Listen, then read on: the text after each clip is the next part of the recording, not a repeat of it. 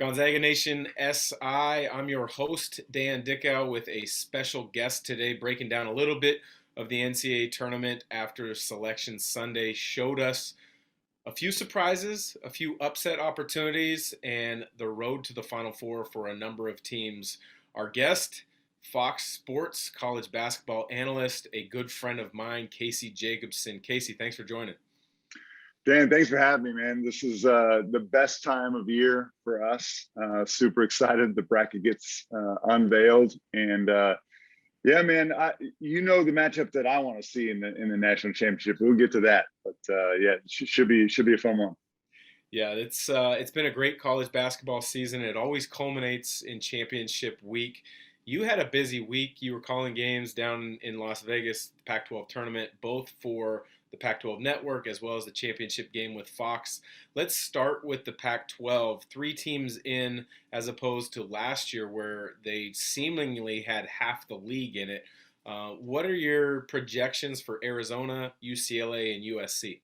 Yeah, well, starting with Arizona, they're the number 1 seed in the South region. I like them to come out of it for a couple of reasons. The first is their 8-9 matchup to me is probably the easiest 8-9 matchup. They're going to play the winner of either Seton Hall or TCU. I think they're significantly better than both of those programs.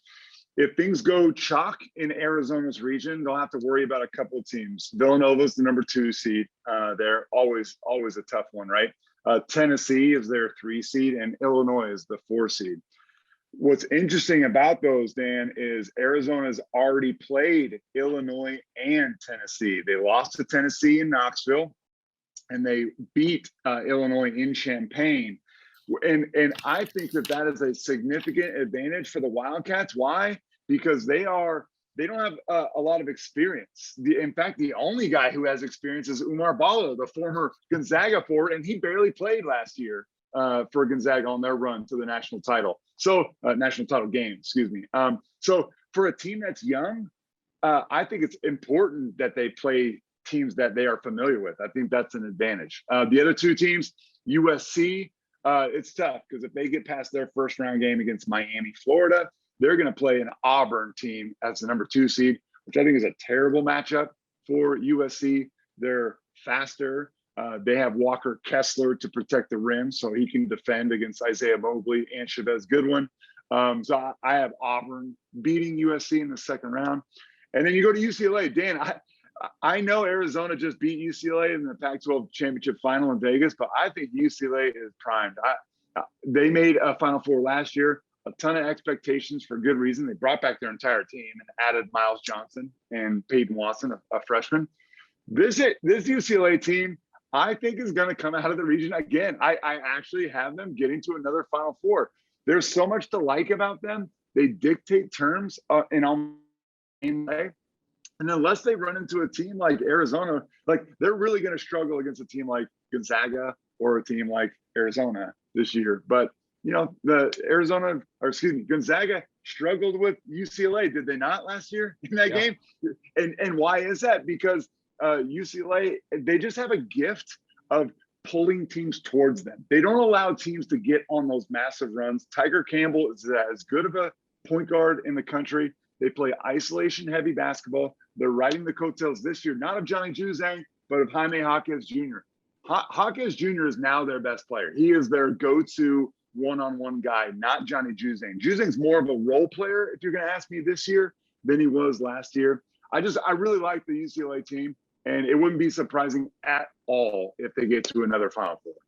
Yeah, I like your observation on all 3 of those teams. But to stay with UCLA real quick, I would agree. I think Juzang got up to a tremendous role at the end of last year and kind of rode that to a lot of preseason accolades. But Juzang kind of has shown steady evolution in his game and his willingness to make big plays. And I think he can be an X factor. But I'm going to go out on a limb here. I like St. Mary's in that second round matchup. And people are going to say I might be a Pac-12 hater, a WCC advocate. And that is true. I am a WCC advocate. But St. Mary's has quietly gone about their business all season long. They beat Gonzaga in the regular season finale.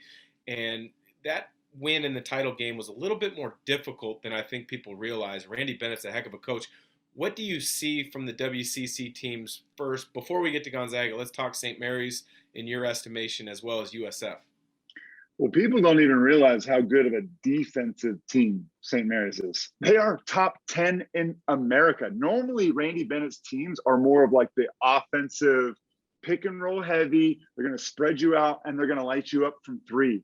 This year's team is just okay shooting the three. Toss is their center down low. They'd actually rather play through him. So they're going to play. They play at a really slow pace, one of the slowest offensive tempos and paces in America. And it's interesting, Dan, if St. Mary's and UCLA play, those two teams, they play similar. Yes. They both play like it's going to be, I would say, in low 60s, maybe even the high 50s if those two teams meet. And I'm with you. I mean, I have as much respect for Randy Bennett, the head coach for St. Mary's, as anybody you will see. However, you stack up St. Mary's roster and UCLA's roster. Again, they play a similar style. True. UCLA has significantly better players and significantly more experience. It's just hard for me to pick St. Mary's in that spot. Like, it wouldn't be shocking, but it's just hard for me to do it, having watched both of those two teams play many times this year. No, I would agree with a lot of that. And I think for a West Coast basketball fan like you and I are, you want to see one of those two teams make a deep run to validate just how good basketball on the West Coast has been this year. We won't get into the Mountain West, but that's been a tremendous league this year as well. Mm-hmm. Let's talk about Gonzaga now.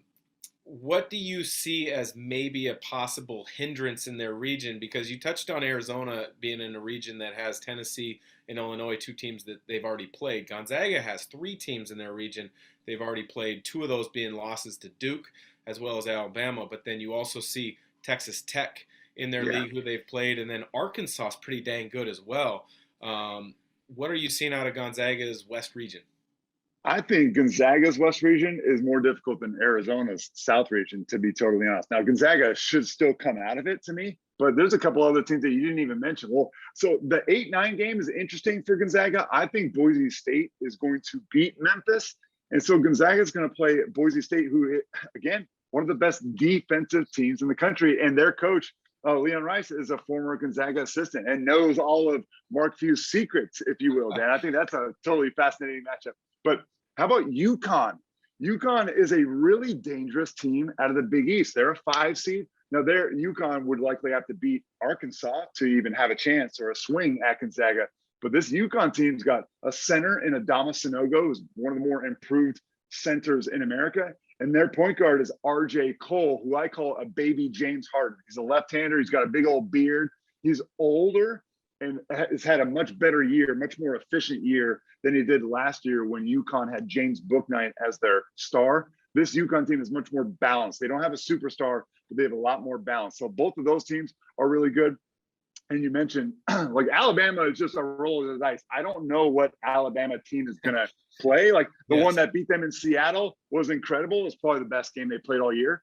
But they can lose to, I think Alabama lost to Missouri, the worst team in the SEC. I mean, so, I don't know what's going to happen there. I'm not even going to try to predict that. I like Duke a lot. They shouldn't be a number 2 seed like many analysts have talked about. It's just ridiculous that Duke got a number 2 seed.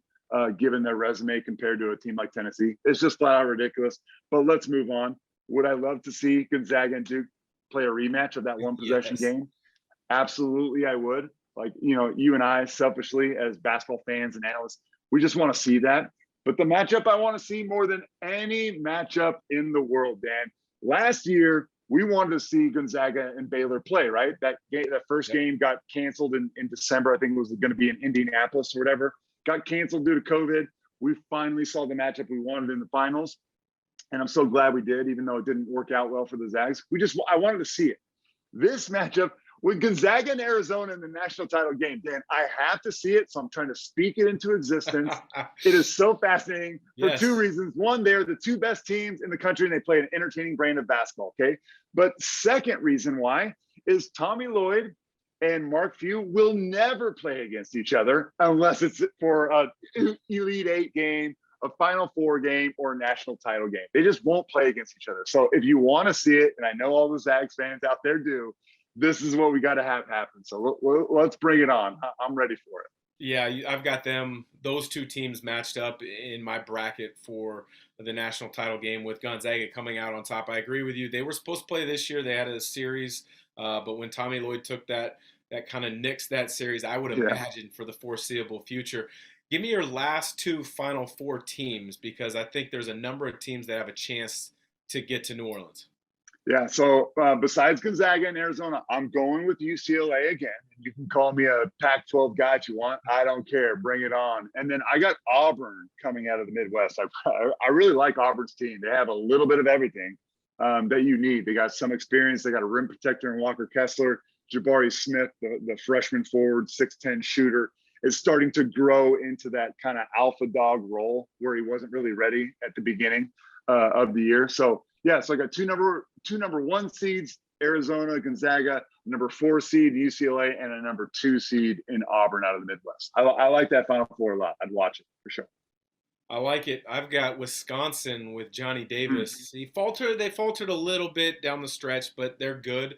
The Big Ten to me is an overrated conference. They showed it last year with their performance, but there's something about having a talented player to kind of lead the ship with Johnny Davis that leads me to say they're going to be in the Final Four. And then I've got Kentucky. I think Yeah. Coach Cal's overdue. Sheboy's had an incredible year. Xavier Wheeler, I don't love his game, but he gets it done enough times to make me think that they're going to be in New Orleans as well. So appreciate the time, Casey. I know we'll probably share some text messages over the next couple weeks based on things that you see, I see. It's the best time of year. Of course. Hey, have a good time in Portland, man. Go Zags.